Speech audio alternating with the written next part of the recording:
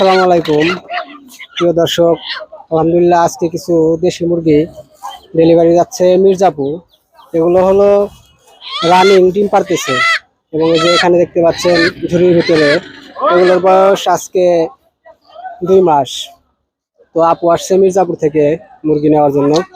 আপুকে বাস স্ট্যান্ডে আসছি মুরগি বাসে উঠিয়ে দেওয়ার জন্য। তো আপনাদের যাদের দেশি মুরগি প্রয়োজন আমার সাথে যোগাযোগ করতে পারেন এবং যে কোনো বয়সের হাঁস মুরগির বাচ্চার জন্য আমার সাথে যোগাযোগ করতে পারেন। আমার লোকেশন সিরাজগঞ্জ সদর।